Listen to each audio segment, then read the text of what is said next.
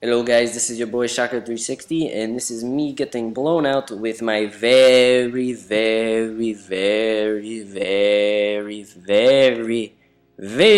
deadly offensive and defensive elite tournament strategy that you can buy at the Madden All-Stars for $600.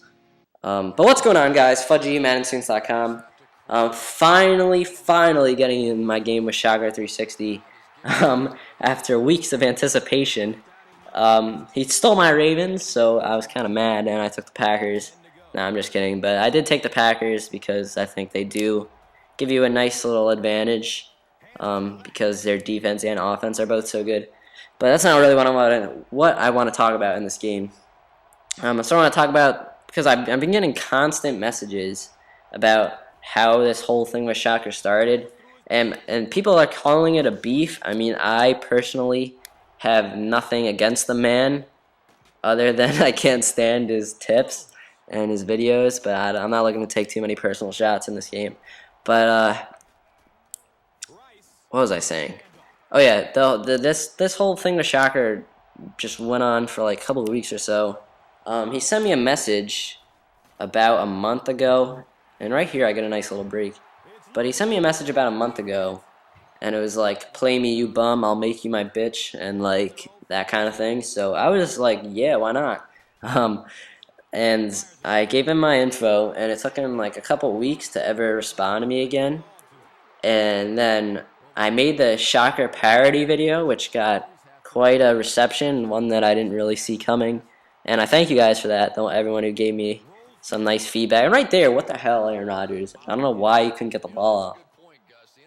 But,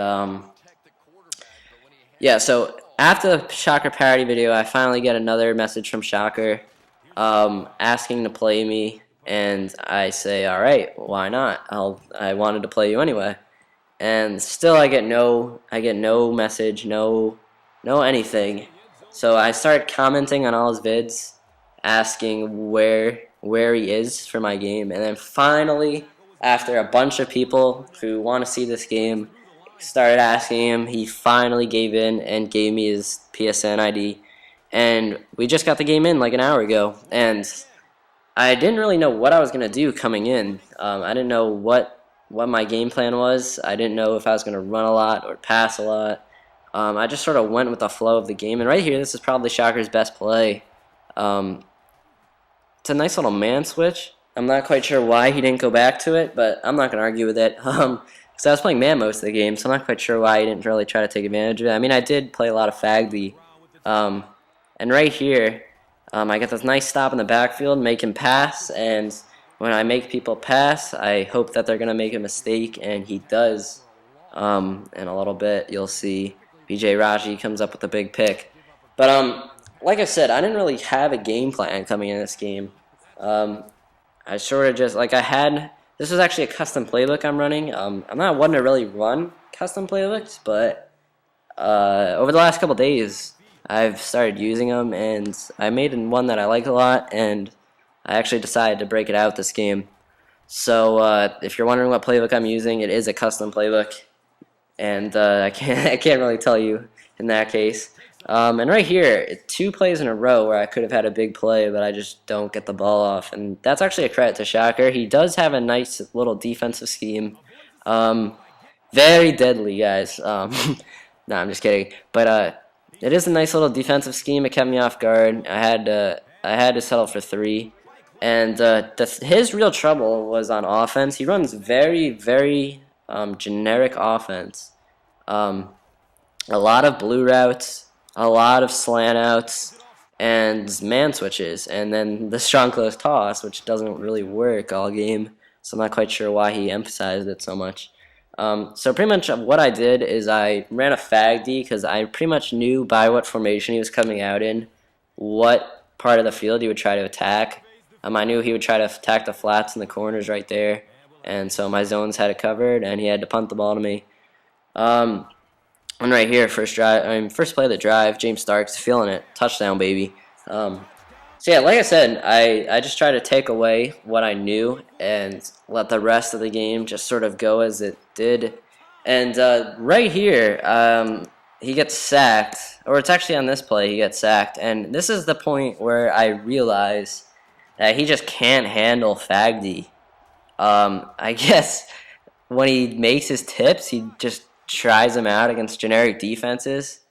And I am by no means a great player. I'm probably yeah, I am above average, but I'm not a great player by any means.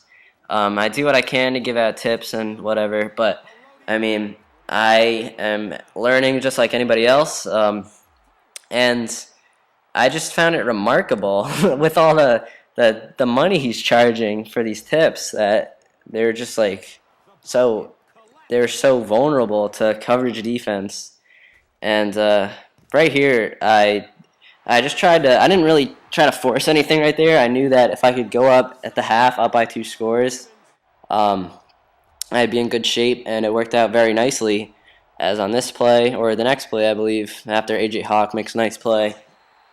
I believe the next play he throws a pick. Charles Woodson's a boss, catches everything. And I tried to get down, hoping that I could kick one to Mason Crosby real quick, but that didn't work.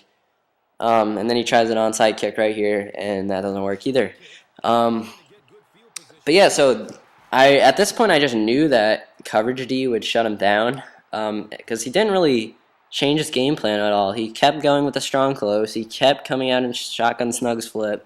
And right here, this is an effort by James Starks right here. Look at that, 3 broken tackles. And you should have heard me during that play. I was loving it. But yeah, I was just very unimpressed by what I saw from him on offense. I was definitely a little more enthused about his defense. He did only shut me down 2 touchdowns and 3 field goals. But he just had nothing that I didn't see before on offense.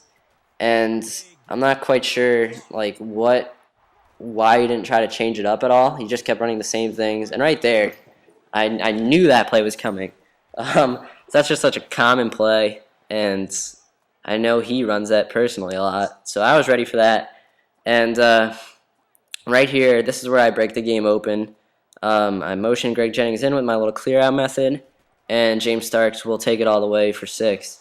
So at this point, I am feeling great about myself. I'm up 22-0, about to make it up 24-0 game. And I know all I have to do is kill clock the rest of the game and keep playing the defense I've been playing. And right here, Shocker 360, he decided to start forcing passes. I guess he was trying to face throw right there. Tramon Williams drops a pick.